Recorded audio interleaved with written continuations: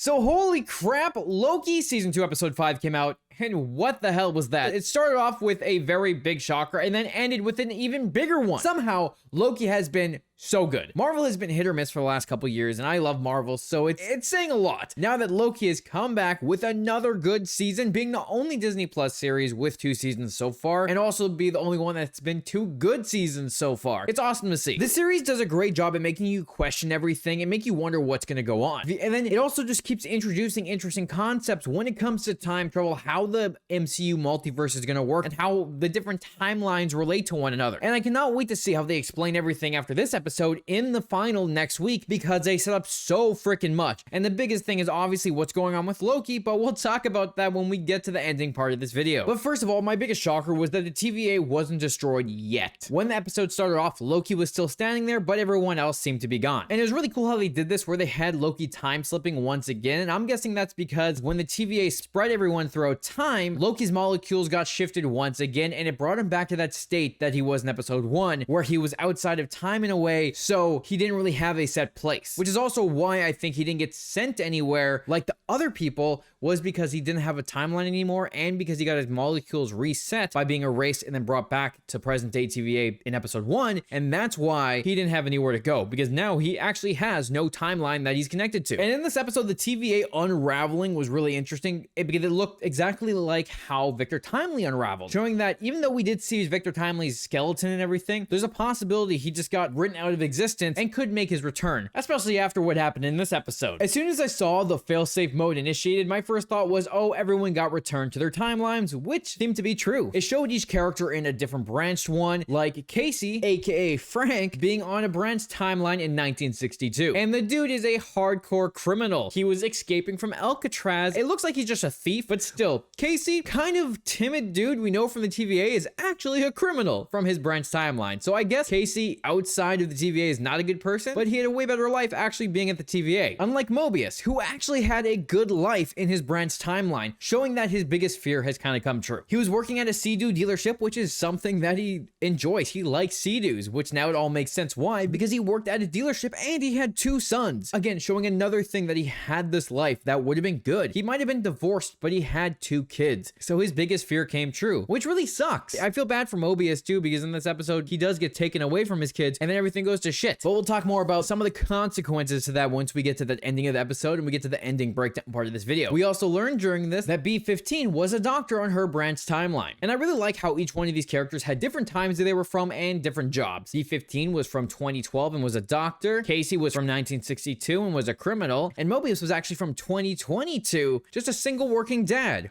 While OB was from 1994 and was trying to write a book, which ironically in the timeline, which is also a little sad, he writes these books that no one will buy and he keeps trying to buy them at the bookstore to make him look like a big author. But then at the TVA, everyone has his manual because he wrote the TVA manual, meaning all these people that work at the TVA have it. So in a way, OB's life at the TVA was better. So him and Casey both had good lives there, but B-15 and Mobius had better lives on their branched timeline, which I really like how that kind of shows where some people got pulled from these really shitty lives and got given a new one, with other ones had a good life and got that all taken away. However, I really like the fact that Obi was the one that trusted Loki right away. Like, oh yeah, that makes sense. All that makes sense. Yeah, sure, let's do this. Like instantly just excited to get into the science fiction type adventure with time travel and how everything else works. One of the things I noticed too, while he was in his little hideout, that awfully looked like his office in the TVA, which I thought was really interesting. And they even set up right in this moment that Loki can control his time slipping. So they try to get it to activate, but it doesn't work. And while they're talking about the TVA, Loki's saying how it doesn't exist anymore, but yet he did travel to the time theater while he was slipping through time originally. So it looks like the TVA might still exist,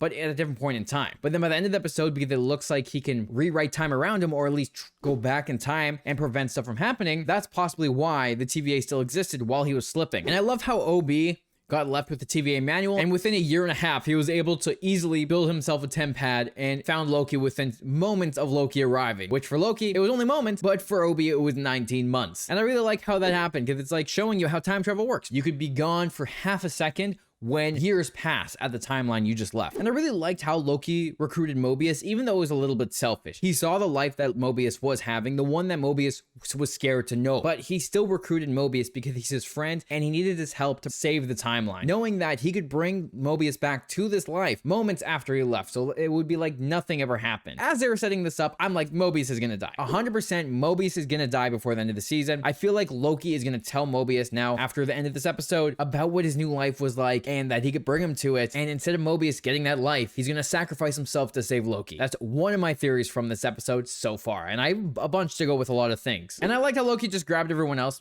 No problem. He just, yeah, I'm going to take you. We're going to go save the TVA. However, my favorite moment from the recruitment section of this episode was getting Sylvie, because Sylvie just went back to McDonald's. Now, before I get into what Sylvie reacted like, while I was editing, I realized time was already unraveling as she put her McDonald's down before Loki arrived, which means it started way earlier than I thought. But let's jump into that fun moment with Loki and Sylvie now. And I like how Loki goes up to her and tries to be like, hey, this is going to sound weird. And she's like, right away, Loki, what the hell are you doing? And I'm pretty sure this is because she dipped right after the loom exploded, so she didn't get erased or put anywhere, because you would think that she would have been put back into her original timeline. However, the way the failsafe probably works is that possibly that the people who were taken by He Who Remains to work at the TVA might have signatures with them to send them back to those original timelines if anything was to happen. However, characters like Sylvie and Loki didn't have those, so they would have just got left at the TVA. But I kind of like the idea that she just kind of dipped as soon as she saw people disappear and didn't even think to tell Loki, and that the reason Loki never got sent anywhere is because his molecules were shifted and he didn't have an original timeline to go back to. I like that theory a little bit more, but honestly, either could work. The moment Sylvie and Loki had after all that too was really, really well done, because it showed Loki's weakness. It showed what he was really like and how he was so scared to lose what he currently had. Like, he's arguing that the TVA workers should have a choice to either go back to the TVA or live in their current lives. However, I like how Sylvie points out that they were originally ripped out from their lives to begin with. So it's not like you're giving them a choice. You're ripping them again from the lives they currently have and saying, oh, you could have this other life that you've never known, that you actually lived for this many years, instead of the life you currently have. It is a little selfish, because you kind of go down to it where Loki reveals that he just wants his friends back. He doesn't want to be alone again. And that's really upsetting. And the thing when he says, without them, I don't know where I belong, is very hitting because of everything that happened to this character. He was from the original Avengers movie. He had just fought the Avengers. He didn't really have a relationship with Thor at the moment. He didn't have anything to go back to. His timeline was erased in his eyes, and